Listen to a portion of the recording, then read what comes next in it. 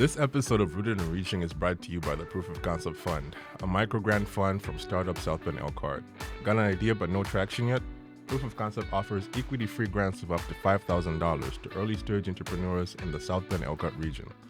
Funds you can put towards things like prototyping, market testing, or customer acquisition.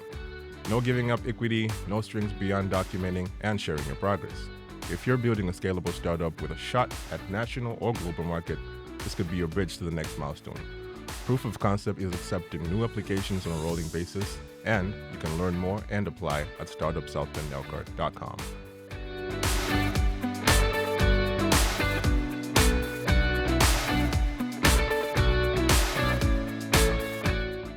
Welcome to a special mini-season of Rooted and Reaching, recorded live during Idea Week.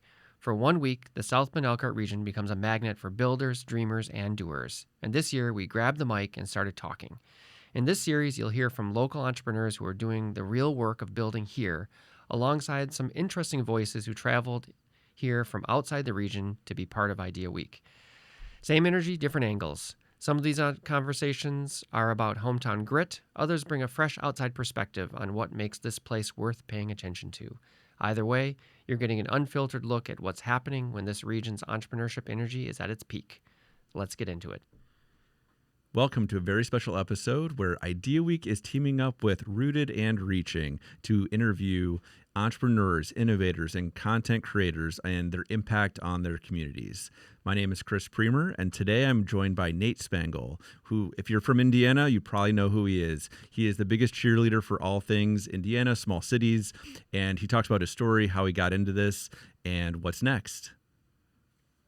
All right, I'm here with Nate Spangle. I would call you potentially, and I'm Kris. I didn't say that on the last one. So, we're here for Idea Week. You came up from Idea Week down from Indy. So appreciate you being here. You just did a panel. You rushed over here to be with us. This is the first time you've joined us for Idea Week. As I wanted to call you our spirit mascot of Indiana. How do you the energy, with talking with other people, the people you're meeting up here? Just describe your experience so far. One, not what I expected. Not what I was anticipating. Yeah. It's so cool. Not that I didn't think that it was going to be cool, but I think that it far outseated from the lighting. Yeah. You walk into this space and you're like, oh, there's cool conversation. There's creativity happening here.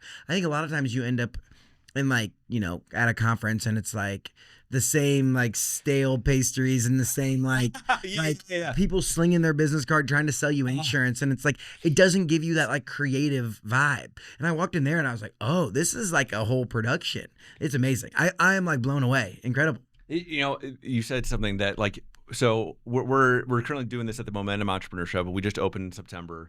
And one of the things with the culture I was trying to create was exactly the opposite of what you said, of this is not a hand out your business card. This is not a go around, if there's synergies, I know that's a corporate jargon word, but if there's collaboration opportunities, awesome. But let's become friends first, and see if there's an opportunity to work on something together versus here's my business card. Do you need insurance? Do you need tax advice? Do you need legal advice? Yeah.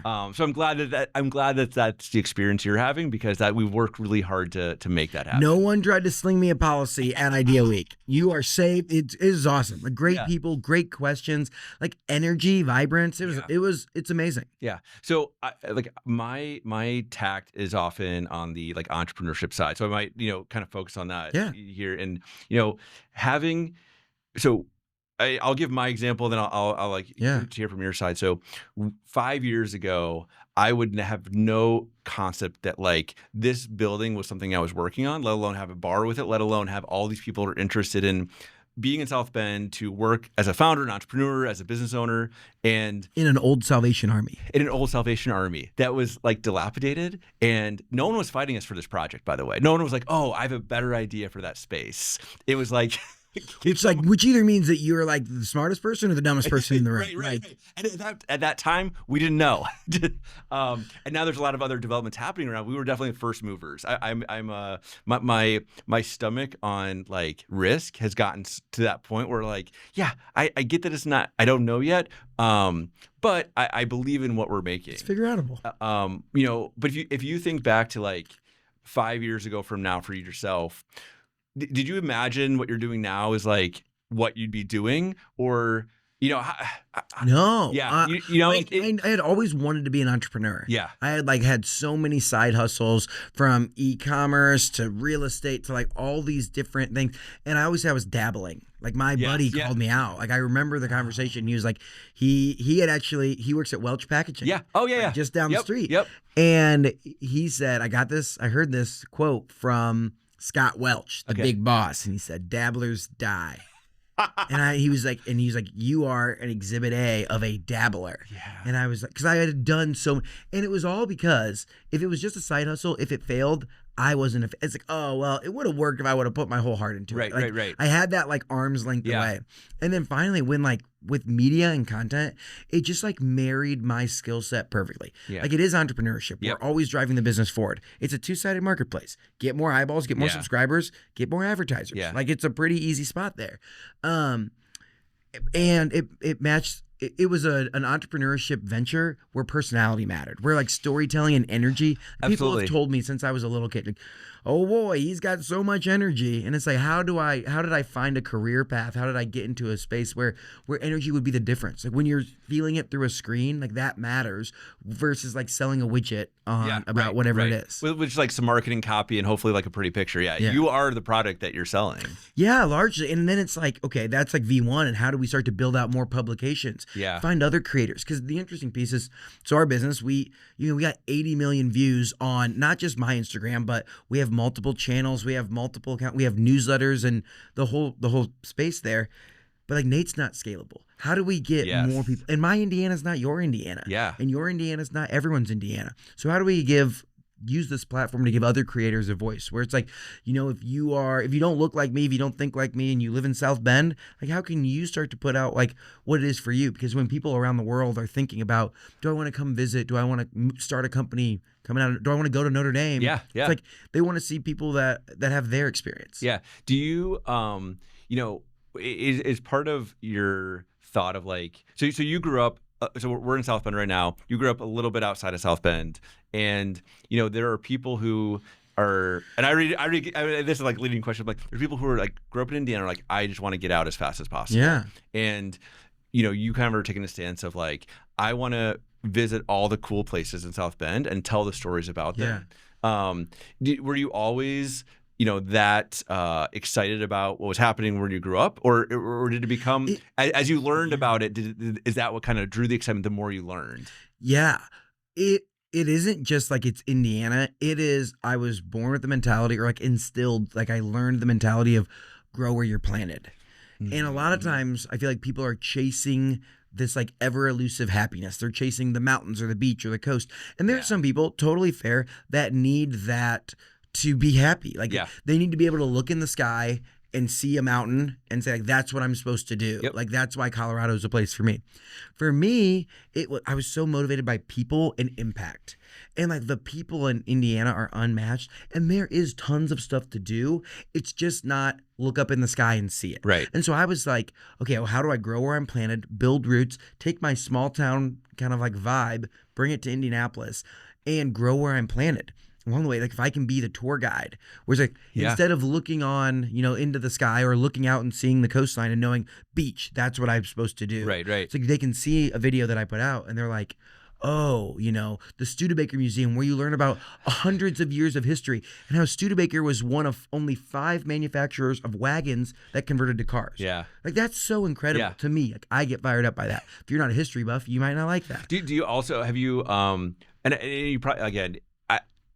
I'm not a great history. That was my worst subject in high school. I had one college, course on it. But South Bend Watch. Are you familiar with the South Bend Watch Company? No, what's the South Bend Watch Company? Okay, so I'm not great at the dates, years, all that stuff. But the South Bend Watch Company was a pocket watch company that was around a similar time of Studebaker, and they made pocket watches. It was a very large manufacturer. Do you know where the IUSB campus is in town? So it was near that, like along the river, and the building burned down. Again, don't quote me on years. And but that's another like Studebaker-esque type thing. Like Yeah. there's cool things that happened here. And then Makers and doers and builders are from this region. yeah, and it's not even like, we talk about the history, but it's also like the region's made for that, right? Yeah. So like, what's the next group of makers and doers, and what was the last you said? Builders. Yeah, the builders of that, creating a space for them to be successful, and they can do it here. And like part of, I think, what both of us do in very different ways is showing them that it can be done. Yeah. And yeah. So awesome. As you look at like growing, your following, growing your channel, like growing the different platforms, I was a math major, so I'm very analytical. Like, do you do things like seeing what's trending and just try to match that, or do you look at a lot of data pieces and say, okay, these things are doing well, like let's try this out and see how it does? Like, what's that thought process? Like the whole life cycle is looking at what stories do we find interesting, and how do you put them in the model, like the mode of communication where we're seeing success. So like recent news, I don't know when do you think this will go out? Pretty soon. Yeah, Okay. I want to try to push for it soon. Yeah. Recent news, like Lippert and Patrick Industries, like huge news. Great. Like that's going to be in the IBJ. That's going to be in some of those places. How do you then put that in the right medium? Whether we have a newsletter that covers South Bend called Get South Bend. Right? Maybe we're pushing that in there one way because everyone around here is going to know who Patrick and Lippert is. Absolutely. Everyone in Indianapolis might not totally realize. So you have to say, two of the largest RV component manufacturers just signed this crazy multi-$100 million merger. And because you have to kind of educate them quickly about who those players are. Yeah. And so what we'll do is, one, look at what the biggest modern media brands across the country are doing. Mm-hmm. What's Morning Brew doing? What's Trends, The Hustle? What's Barstool Sports doing? What's their delivery method? Yeah. Okay. Then taking that, and then how do we adapt that for our niche of Indiana? Cool. We know newsletters, we know podcasts, we know social media. And then look back when we post something, we're in like, how many followers did we gain? What was viewership of it? Did people like that? Did they not like that? Did they not like it because the content was bad, or did they not like it because the delivery was bad? And so every Monday, so we have 4 full-time employees. Yeah, I was going to ask. Yeah. We meet every Monday. We have a spreadsheet where we're looking at how many subscribers did our Get South Bend newsletter gain? How many followers did at Nate Spangle gain? How many followers did at Get In Sports gain? Yeah. And then it's like, okay, let's go back and look at the data. What did you post? Oh, well, we're seeing this emerging trend where you put a carousel out with music on it, and then it ends up in the Reels feed. And it's like running it. I saw that. I don't know if that's new or not, but I only saw that really recently. I was posting something for Idea Week, and it had I was like, oh, I want to post these 4 events, and then all of a sudden it was pushing me to make like a carousel. And I was like, then I saw it. I was like, oh, this is fascinating. Yeah, and the hack behind it is it will show up in people's Reels. Yeah. So when they're when they're doom scrolling. Yeah. But if you just post a singular picture, right, or like a collage, doesn't show up in the feed. So then you think about distribution. How do you get net new eyeballs on your stuff? And it's fascinating when I get to dive into this part, because a lot of people think that it's just the video guy. Like he just makes videos on Instagram. And it's like, no, we're building like a modern media company focused on storytelling in Indiana. Yeah. And building up we have a newsletter in Fishers, a newsletter in South Bend, the Statewide newsletter. We have multiple podcasts in our network now. Like it's coming together. Do you ever sleep? Sometimes, yeah. Because I'm thinking like you're doing that. Like you told me right before we started. You were down. You were down in Indy this morning. Yeah. So today I woke up in Indy, and I have a run club that meets every Thursday. So we're up at 4:40. Yeah. We go and run. We get there 5:30, whatever. Run around. Then we drove up here. We did our panel at Idea Week. Then we're going over to interview South Bend Chocolate Company, Mark Turner. Yep. And then I'm headed back down. I'll drop off Robert, who's our podcast editor. He'll start working on, churning out podcasts. And I'm headed down to Madison because tomorrow morning I speak to the Indiana Mayor's Assistance Conference. Yeah. And so no, there's not, but it's fun. Yeah. I could be digging ditches. Right. Like the energy that you're getting from doing this is what it's not exhausting you. It's actually energizing you. And that's what I think when entrepreneurship of again, I had a million side hustles and finding the one thing where it's oh, I could do this from 5 to 12. Yeah. I could do it from 5 a.m. to 12 p.m. or 12 a.m., 11:59 p.m. and it would be fun. And we would make an impact. I'm again so driven by making an impact. And when I get DMs that are I was choosing between Illinois, Ohio, and Indiana, and I found your stuff, and I think that we're gonna move our family to Indiana because we think it's right for us. I've gotten no less than 10. Like That's talk about awesome. economic development Yeah, and like bringing yeah. people because they like resonate the fact that I'm a human being, and like I'll go in and respond to them. And it's like, no matter how, it's like, that's the whole thing. Can I respond to everybody all the time? Like, it takes a minute. But like being able to see those stories and say, wow, people are picking up their lives, listening to our podcast, deciding on where they're going to go, and like moving their family to Indiana, like that's crazy. Yeah. You should almost start a like relocation like package program for people with like well, one of all our the- biggest sponsors is Make My Move. Oh, which yeah, is, which is all about that. And they're all about moving people and like getting like, you know, they put the incentive packages together where it's like you could have coffee with the mayor if you move to Frankfurt.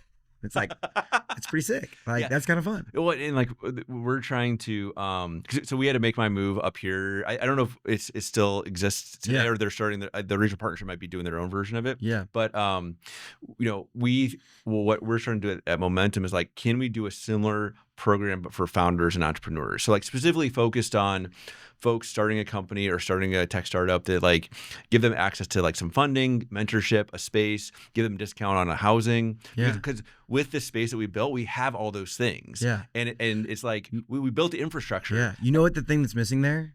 No. Friends.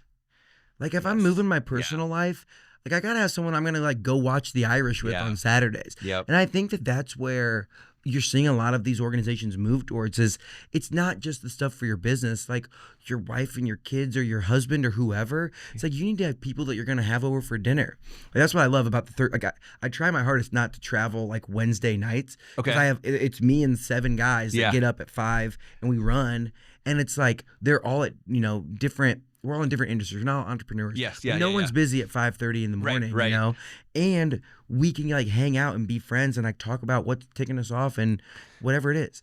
And so that's where I'm like, how do you also give them like the friendship aspect? Yeah. Because like I feel like moving, like if it was just the company thing, it's like, duh, this makes sense. We're getting funding. Right. But it's like convincing. It's the story behind, am I going to have friends? What am I going to do on the weekends? And who am I going to do it with? Like the loneliness epidemic is like going crazy. Like have you I've experienced that loneliness a lot in my entrepreneurial journey. Have you I would say your personality is maybe more extroverted than like I get my energy, I need to wind down by myself, to unplug.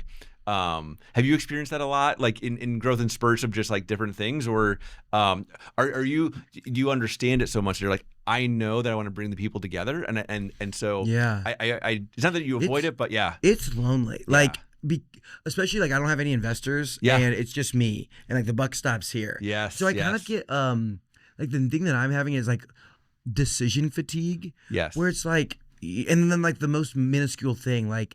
I could be at home and it's like, oh, should the curtains be like white or gray? And I'm like, I don't even know, like, which is a very easy decision to make. And it's like, I don't even, that seems like a big task. For me, it's interesting because like a lot of people see our stuff. So you would think that like, everywhere you just have friends. And I do have a ton of friends all over. Right. But like people that you can talk to about the business and make decisions. And should we hire? Should we do that? Like, what does it look like? And especially when you're in, there aren't a ton of modern media companies in Indiana. So like you talk about, I have amazing mentors that are in the e-commerce space. I have amazing mentors in the technology space. And so like really getting the crew to invest in the time of knowing the economics of a media company and like being able to talk with them, like, that's really important. But I think that all founders that I talk to, especially early stage, are like, when you're like building with just a small team, like losing stinks. Like winning by yourself stinks. It's like you gotta get to friendship. It's like that time to value. It's like like TTF, like time to friendship. It's like, again, what you're saying, like I've experienced so many of those moments, and with the stuff I do, I try to be very intentional now of celebrate authentically, because when you hit a milestone, whatever it might be, like for us, maybe it's leasing a certain number of offices. For you, might be like if we get a certain number of followers or newsletter subscribers. Do you take? I don't want to ask the yes or no question, but like, do you take the time to celebrate authentically, and like, how have you done that maybe like with your team to make sure everyone stays motivated? Like, I think you and I, as the entrepreneur, would be like, cool, like we'll keep going, but dude, I'm bad. I'm so bad at it, and I'm like learning, but it's good. Like, I know. The first time leading people, Like I was never a manager before. Like maybe a summer intern. Right. But I was never a manager before. And there are like so many books to read but I'm upfront with that. Like, hey, like I'm noting the fact that I probably don't give as many like pats on the back as I could be, because I am focused on like more videos. Like let's pump out more content. Let's do this whole thing. And so there's a piece of like slowing down and be like, holy smokes, there was a ton of people in the crowd. I was just up on a panel, like Robert is out there in the crowd, and like that's just a cool moment. And so slowing down and being like, hey, you're doing a great job, and keeping myself accountable to that has been challenging. But it's something that I like you know what they say, like acceptance is like the first form of so I gotta like talk about it and like put it out here for everyone to see and like hold me accountable of like, you know, we are going to continue to strive and do all these new things. But like, you know, 2 years ago, we wanted to get a video over 10,000 views. Yeah. Now I'm like, everything needs to be over 100,000, like blah, blah, blah. And it's like, but 2 years ago we were getting 1,000. Right. 2 years, like, and so it's like perspective and just looking around and saying, being ambitious, but also finding satisfaction in all the great, amazing hard work that's been done thus far. Yeah. You mentioned mentors, and you know, as like the different pieces that people don't see, like as whether it be, I would say as any entrepreneur, you know, maybe as a content creator too, like how important is it to find a mentor or two, and you know, how often do you talk to them, like to get to help you grow both as a person and as like the things you're trying to work on, whether that or friends, like what's helped you the most? And I don't think it has to be like you, like the awkward conversation. Would you please be my mentor? Yeah. You know, I know exactly what you're saying. Because I like meet with seasoned entrepreneurs from Indianapolis, like let's say once every 6 to 9 months. Yep. So like I'll have one and I'll bring this problem, and then like I can kind of catch the next one up on like the next issue. Yep. And like it's probably not as formal as like a real like mentorship program. Yeah. But it's something to like sounding board off of like what is currently occupying the most brain space in your brain. Yeah. And I think it's vital. Yeah. And for me, it's like not necessarily just the business. It's like, hey, you're a good person. Like, this is what I'm struggling with. I'm struggling with giving enough encouragement to my team. Like, I've never led people before. Right. And I'm like so honest with everyone about like the things that I am learning and trying to be better at. I think that's like a half piece is like being, if you're not going to be honest with yourself, who are you going to be honest with? Right. And so I'm like, hey, team, I'm not so good at this. But I'm like asking these questions, and like if there's a moment where you think I could have communicated better or done something different, just tell me. Like I'm so receptive to the feedback. Then I go talk to whatever the mentor is, and it's like, hey, I have my first one-on-one coming up. What should I do for that? Like how should I run this thing so it's not like a total dumpster fire? You know, and I think there's so many. It's not even like I don't want to call it first-time founders, but because it's not necessarily about that. It's about if you've worked for yourself and then you start growing the team, there's those pieces that like one-on-ones. I know exactly what you're saying there is like, oh, I know this is going to be good for my team to have these. I don't know what I'm doing. Like, how do I make this successful so that they're excited to keep going? They're excited to wake up every day and come work with me. So yeah, it's like we didn't go to school for it, and we're like learning on the fly. Some people do it professionally, like in corporations, and we're like, oh, I guess we'll just figure this out. It's a lot of like figure this out. Yeah, absolutely. I think there's no book to any of it. Yeah, but I just like love. I mean, I've heard it from a lot of mentors. It's like being like open and transparent, and like I can still be. If I say like I am good at or I have a proficiency in like videos and content and that whole piece, I know that very well. Yeah. And so, but like it's wrong to be like that kind of the old school CEO that I am the best at everything, and like no, like you should look to me to be the omniscient, like all knowing leader of all things. Yeah. And it's like no, hey, I know a lot about this. I'm learning about this whole leadership thing. Like. Yeah. Fun fact, like this is the first time I've done this too. Like this is the first time I've been at this stage of the company as well. So I think that at least our team seems to respect the transparency and then like taking informal mentors and asking them like the informal questions like, hey, I'm going through this challenge, like health insurance. What do I do about this? You know, like. Yes, I would say it's funny because like all those things, I'm like, yes, every entrepreneur, and I would say like some different states have different rules, but like health insurance, like what are you gonna do? You have 3 employees, you're like kind of on the cusp of like being able to afford it or make it financially viable for the company versus it being way too expensive for 3 or 4 people. Do you pay them a little more so they buy it on the marketplace? Like that's and for them, I would say for us, I'm putting in the boat like. For my business, I never think about it. I'm like, oh, I'm gonna pay for it. That's part of the tax of being an entrepreneur is I'm just gonna buy the marketplace. It's not a thought that keeps me up at night. Isn't that crazy that everyone thinks that like I can't be an entrepreneur because I won't have health insurance? Yeah, it's like I don't know, like spend whether you have a family or it's like a couple $100. Yeah, you know, it's yeah. like not like life. Yeah, it's not like life or death money. Yeah, it's right. like you can get good coverage and it's like, but so many people like that's like the third question they ask, like, what do you do? How do you make money? And how do you have health insurance? Yeah, that's like what a wild thing to ask. Well, you know, so we know that like health insurance doesn't keep us up at night, but like as an entrepreneur, there are things that keep us up at night.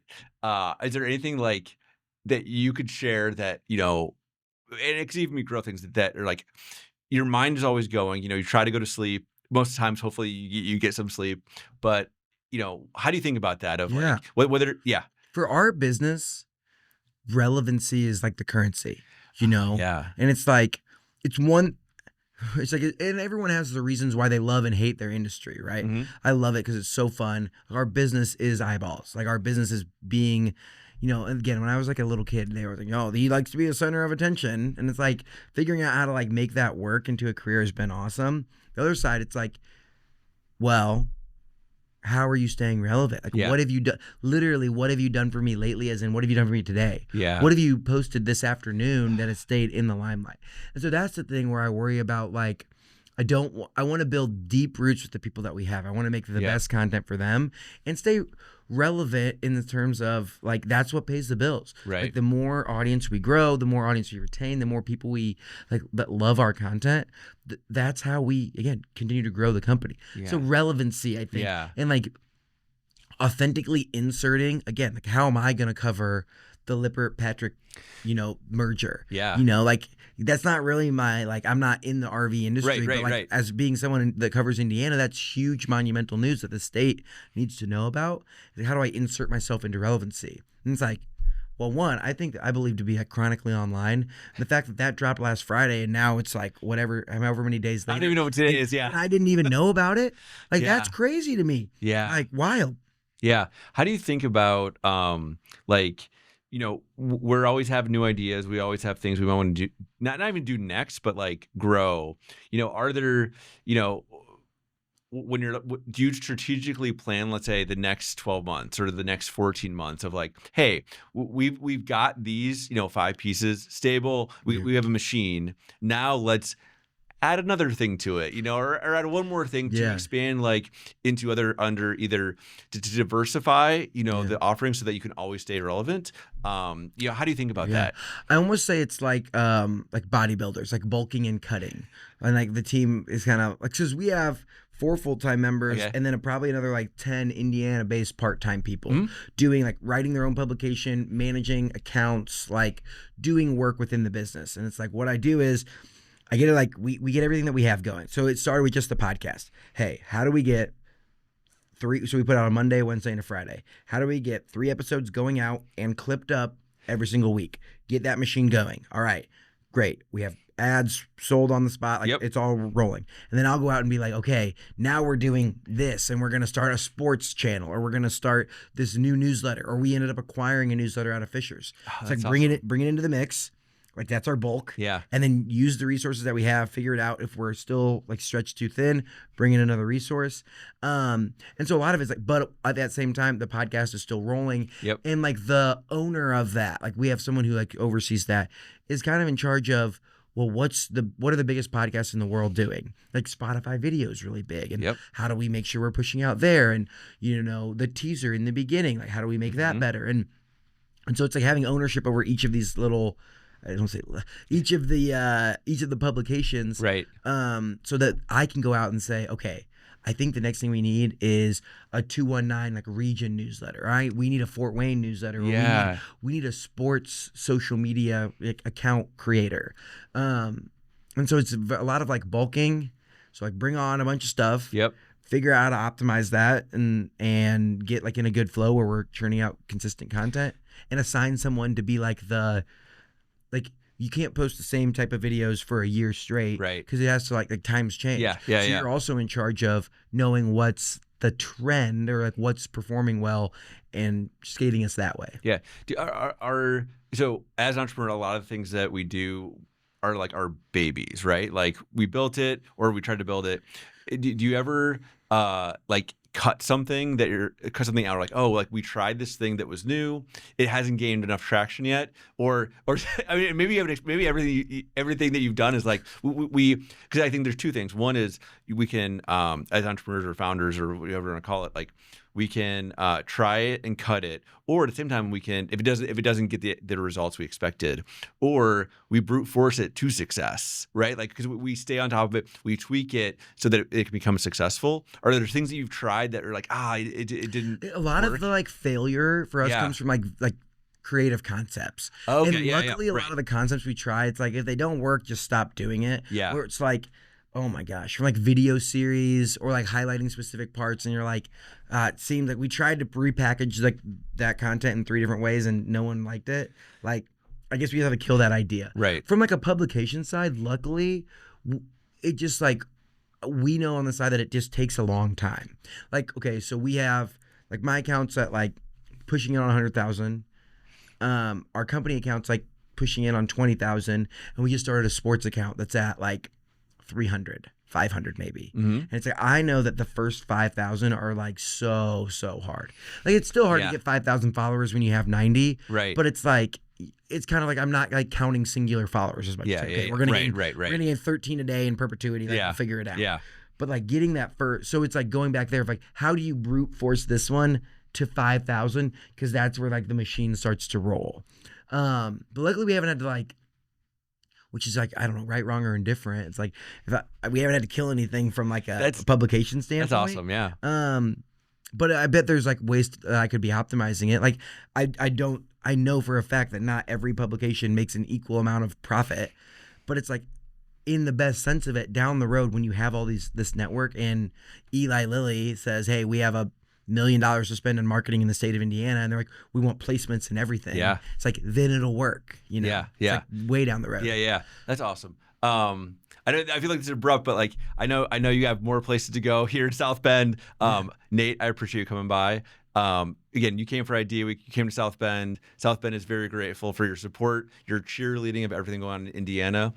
Is there anything that the listeners you want to plug for stuff that you're doing? So we operate a newsletter written by a local. So it's not like us sitting in our Indianapolis like ivory tower writing about what's going on down here. It's a local that we employ that writes our South Bend newsletter. It comes out every Friday. It's called Get South Bend. If you would go and subscribe to that would be so huge. That'll kind of be your gateway drug to the rest of our content, as well as we're always looking for local advertisers in our South Bend newsletter. So if we have 5,000 subscribers all across the 574, that would be the greatest thing that could happen and come from my appearance at Idea Week and on the pod. Yeah. Thank you so much, Nate. Yeah. I appreciate it. Have a great rest of the day, and we'll hopefully see you soon. You're the man. This Thank is awesome. you. Appreciate Thank you. you.